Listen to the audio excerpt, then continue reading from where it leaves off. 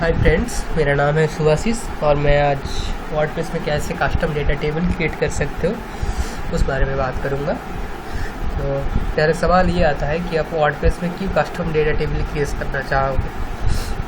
Okay, पहले एक example से शुरू करते हैं। मान लो कि आपका क्लाइंट ने बोला आपको एक स्टूडेंट का रिज़ल्ट शो कराने के लिए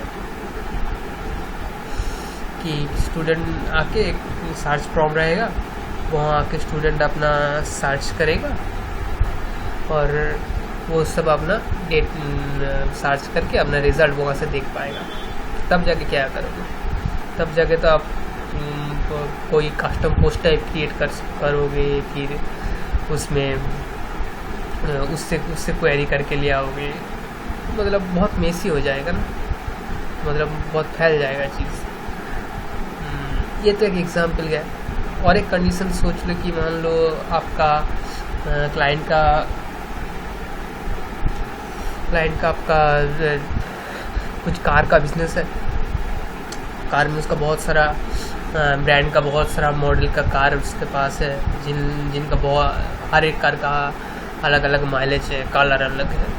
तो क्लाइंट ऐसा चाहता है कि वो यूज़र को एक ऐसे सर्च करने का एक ऑप्शन दे, वहाँ अपना ब्रांड नेम या फिर मॉडल नेम सर्च करके वो वहाँ से अपना कार का इंफॉर्मेशन वहाँ से देख पाए। तो ये सब मतलब जब सिचुएशन आएगा तब आपको कस्टम डेटा टेबल क्रिएट करने की ज़रूरत पड़ सकती है। और एक जगह आपको ज़रूरत पड़ सकती है कस्टम डेटा टेबल क्रिएट करने का, वो है कि मान लो आप कोई प्लगइन बना रहे हो और उसमें बहुत सारा डेटा है, ठीक है। तो आप तो नहीं चाहोगे कि आपको वर्डप्रेस का जो प्री डिफाइंड जो डेटा टेबल है, जैसे कि मैं यहाँ पे जाऊँ तो देखो इतना सारा डेटा टेबल है। इस टेबल के अंदर तो आप उतना सारा डेटा रखना आई थिंक ठीक नहीं होगा। तो उस टाइम आपको अलग से डेटा टेबल क्रिएट करने का ज़रूरत पड़ता है। तो ये ज़रूरत है। तो ये सब कंडीशन में वर्डप्रेस में आपको कस्टम डेटा टेबल क्रिएट करने का मतलब कस्टम डेटा टेबल क्रिएट करने का ज़रूरत होती है, ठीक है। अभी हम लोग कैसे उसको क्रिएट कर सकते हैं वो पहले देखते हैं। ओके, मैं अपना वर्डप्रेस का इंस्टॉलेशन में हूँ, बस इंस्टॉल किया है मैंने वर्डप्रेस और मैं प्लगइन एक बनाता हूँ। ये मेरा प्लगइन का डायरेक्टरी, ये मेरा प्लगइन का डायरेक्टरी है। थीम से अपग्रेड है, ये सब मेरा प्लगइन का डायरेक्टरी है इंस्टॉलेशन का। और वहाँ पे जाके मैं फोल्डर बनाता हूँ, इसका नाम देता हूँ CSDB। मैं प्लगइन बना के दिखा रहा हूँ, इसका मतलब नहीं ये मतलब ये नहीं कि आप प्लगइन के थ्रू ही आप डेटा टेबल क्रिएट कर सकते हो, वैसा बात नहीं। वैसा नॉर्मली आप थीम में भी कर सकते हो। मैं दिखा रहा हूँ कि ये अभी मतलब आप लोग को एग्जाम्पल दिखाने के लिए यही बेस्ट तरीका है, इसलिए मैं दिखा रहा हूँ। वैसे आप इसको थीम में भी ये सब फंक्शन यूज़ करके आप अपना डेटा टेबल क्रिएट कर सकते हो। तो मैं यहाँ पे फाइल बना लेता हूँ, जिसका नाम देता हूँ csdb.php। ओके, PHP शुरू करता हूँ। अभी प्लगइन क्रिएट करने के लिए हम लोग को सबसे पहले प्लगइन का नाम देना होता है। तो मैं नाम दे देता हूँ प्लगइन नेम, और प्लगइन का नाम देते हैं प्लगइन का नाम देते हैं CSDB।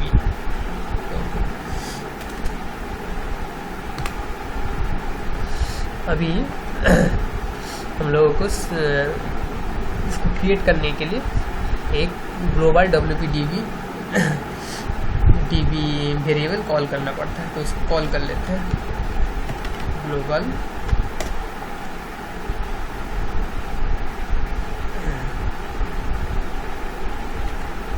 WPDB। ओके, तो पहले ग्लोबल WPDB का थोड़ा इंट्रोडक्शन दे दूँ। ग्लोबल WPDB में आप SQL क्वेरी करके आप डेटा फेच कर सकते हो। वर्डप्रेस में किसी भी डेटा टेबल से आप डेटा फेच कर सकते हो। नॉर्मली आप डेटा जब फेच करते हो कैसे करते हो, तब new query is equal to new WP query के थ्रू फेच करते हो ना। फिर while have post, query have post, वो तो आप मतलब WP क्वेरी के थ्रू पोस्ट करते हो। यहाँ पे आप WPDB में आप मतलब यहाँ पे क्वेरी लिख के, SQL क्वेरी लिख के आप अपना मतलब अपना तरीका से आप डेटा फेच कर सकते हो। ठीक है, तो ये होता है ग्लोबल WPDB। तो अभी टेबल क्रिएट करना होगा हम लोगों को। तो टेबल क्रिएट करने के लिए टेबल का नाम पहले बना लेते हैं। ठीक है, तो वेरिएबल बनाता हूँ जिसका नाम देता है टेबल नेम। तो table name is equal to WPDB और इसका प्रीफिक्स प्रॉपर्टी को कॉल करते हैं। फिर अपना टेबल का नाम देते हैं CSDB। ओके, तो ये प्रीफिक्स मैंने इसलिए लिखा, प्रीफिक्स वर्डप्रेस का जो टेबल में जितना सारा रो मतलब जितना सारा टेबल है, देखना आप टेबल के अंदर एक प्रीफिक्स लगा है WP_।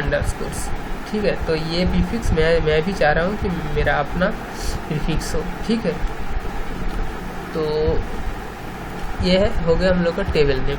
अभी हम लोग एक कंडीशन लिखेंगे कि ऐसा कोई टेबल ना हो तभी जाके टेबल क्रिएट करो। ठीक है,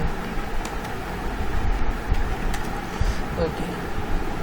अभी वो पहले चेक करते हैं कि ऐसा कोई टेबल है कि नहीं। तो WPDB गेट धार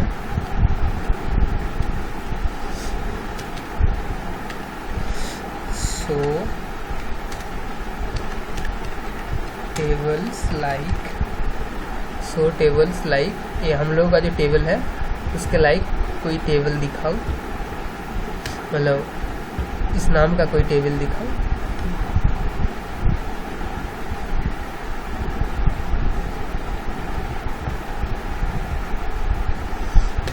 तो ये उस नाम का कोई टेबल दिखाएगा। तो अगर नहीं मिलेगा, it not is equal to our table name.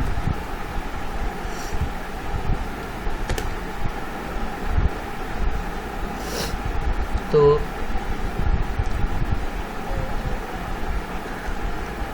तब जाके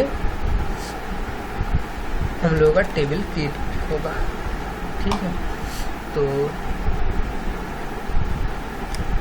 इसके पहले क्वेरी लिखना है और मैं क्वेरी को वेरिएबल में लिख लेता हूँ SQL। तो क्वेरी का वेरिएबल का नाम देते हैं SQL और क्वेरी करते हैं क्रिएट टेबल, फिर इसमें टेबल का नाम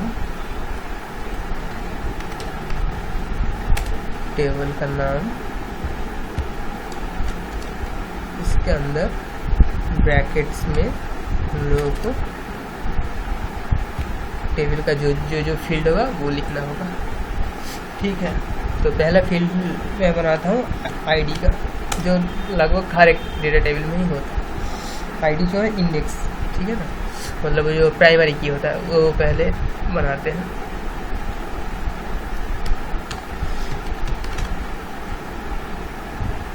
जो कि एक इंटीजर है जिसका मैक्सिमम वैल्यू 10 डिजिट तक हो सकता है और अनसाइन, मतलब कि ये नेगेटिव वैल्यू नहीं हो सकता है। और ये ऑटो इंक्रीमेंट होगा।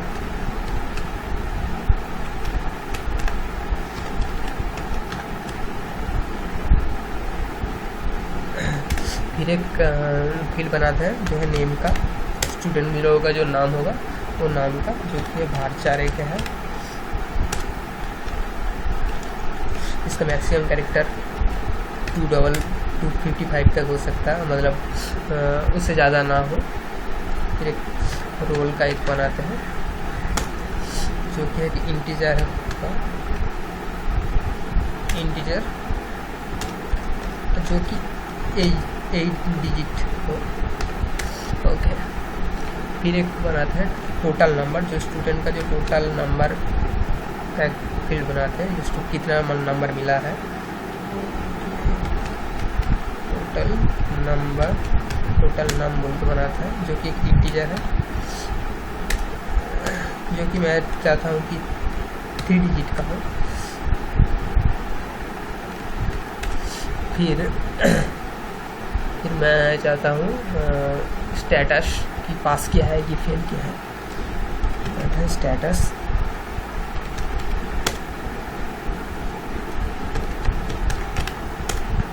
भारचर, मतलब एक नॉर्मल भारचर है, जो कि मैं चाहता हूँ 10 डिजिट का, मतलब 10 लेटर का हो, उससे ज़्यादा ना हो।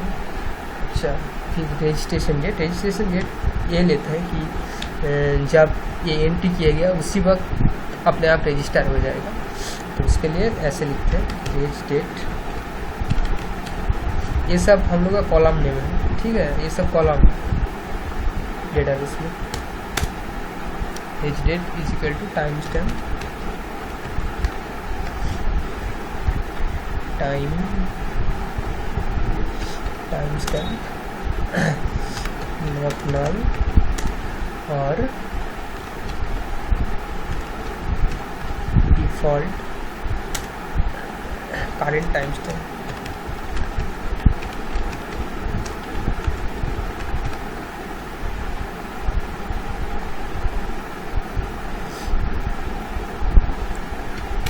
और इसका आईडी को प्राइमरी की कर देते हैं,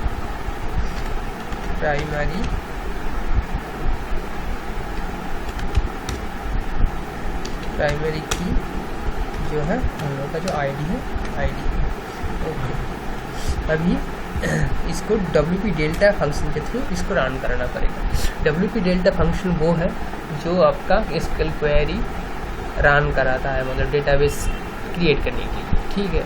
तो इस फंक्शन का और भी काम है, मतलब फ्यूचर में आप आपका डेटाबेस का स्ट्रक्चर चेंज करो तो ये ऑटोमेटिकली आपका डेटाबेस का स्ट्रक्चर अपग्रेड कर देगा। तो इससे पहले हम लोगों को upgrade.php बुलाना पड़ेगा, मतलब यहाँ पे कॉल करना पड़ेगा। तो require once में जाके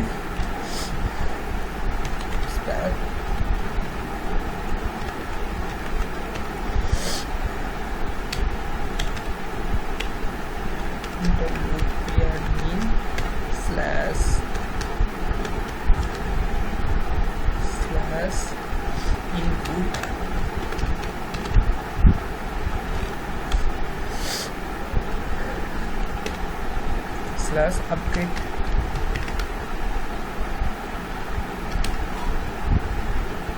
PHP, ओके।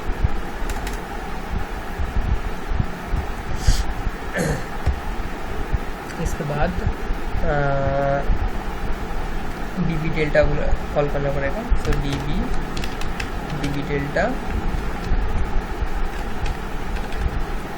डेल्टा के अंदर अपना ये SQL, ये जो SQL है इसको रन करा देना होगा SQL।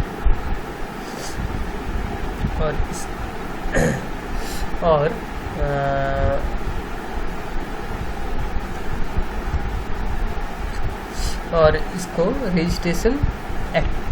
रजिस्टर एक्टिवेशन में इसको एक्टिवेट करना होगा। तो इसको एक फंक्शन में मोड़ लेते हैं।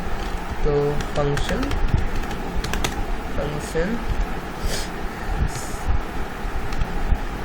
CSTB डेटाबेस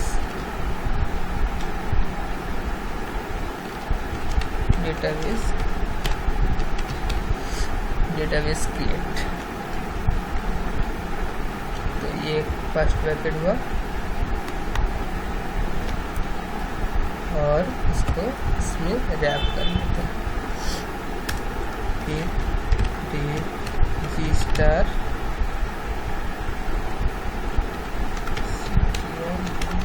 एक्टिवेशन हुक में जाके इसको रजिस्टर कर देना होगा इस फंक्शन को।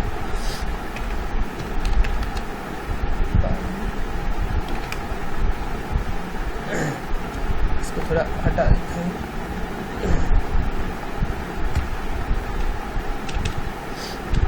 जाके इस फंक्शन का नाम अभी बैकएंड में जाके चेक करते हैं कि आया है कि नहीं, टेबल क्रिएट हुआ कि नहीं। सॉरी, इसको पहले तो प्लगइन को एक्टिवेट करना होगा। तो ओके, प्लगइन एक्टिवेट करते हैं, टेबल में जाके चेक करते हैं। ये देखो, तो क्रिएट हो गया हम लोगों का डेटा टेबल। टेबल के अंदर जाते हैं, स्ट्रक्चर में देखते हैं क्रिएट हुआ है कि नहीं। तो आईडी क्रिएट हो गया, नेम क्रिएट हो गया, ये रोल नंबर का है इंटीजर, टोटल नंबर है इंटीजर, स्टेटस जो हो गया, और फिर रजिस्ट्रेशन डेट। नेक्स्ट वीडियो में हम लोग देखेंगे कि इसमें कैसे इस डेटा टेबल में आप अपना डेटा इंसर्ट करा सकते हैं। तो तब तक के लिए बाय।